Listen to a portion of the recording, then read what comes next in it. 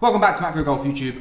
I just wanted to do a quick video today to talk about lower back pain in golf. It's something I'm seeing a lot in my players at the moment, especially now we're able to go out and play a lot more. I'm seeing a lot more of these issues. So quick video today just to cover some of the main reasons that I see for lower back pain and some of the things that I recommend people do if they are suffering from lower back pain. So unless there's been a trauma or an injury to cause this lower back pain, it's actually quite surprisingly easy to start kind of diminishing some of that pain. One of the biggest things you can do is movement. So often I see people start struggling with lower back pain, and one of the biggest causes of it is lack of movement. Now this can be spending too much time sat down, it can be spending too much time in one position, but generally what we see is if we can apply some movement, we start to desensitize the back pain that they're experiencing. Now as part of this, the lack of movement will also cause physical restrictions or immobilities. But the lower back itself isn't really designed to be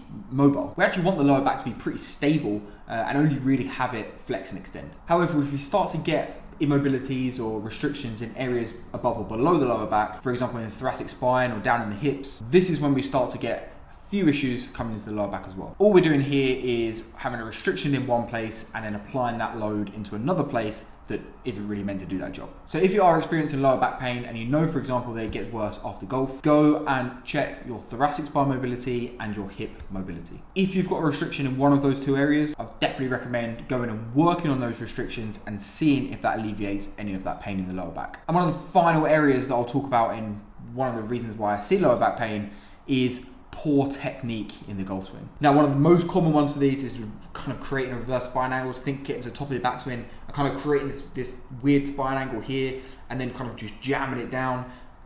If that looks a little bit like your swing and you're starting to get pain in the lower half of your right hand side as a right-handed golfer, you need to go and have a look at your technique and see what you can do with that. Go and find a golf pro, film yourself and find a way of correcting those faults, because if you don't correct those faults, you're always going to be battling against that, and it's just going to be putting unnecessary strain on your lower back. So the three main areas that I see: number one, lack of movement; number two, lack of mobility above or below the lower back; and number three, poor golf swing technique. And how you get around those: number one, movement. Take your spine through some flexion extension, move the rest of your body, get up off the sofa, get up off your desk and go and move. For the mobility, work on your thoracic spine mobility and your hip mobility, and also a little bit of flexion extension mobility in the lower back as well. And number three, and probably the king of all of these, because if you don't fix this, you're going to still have problems, have a look at your technique, improve your golf swing technique, and stop putting all of that strain onto your lower back. So I hope you enjoyed that video. If you learned something new from that video, it'd be great for me if you hit the like button. Even better for me if you liked it, hit the subscribe button as well, really helps me out. And until then guys, I'll see you on the next video.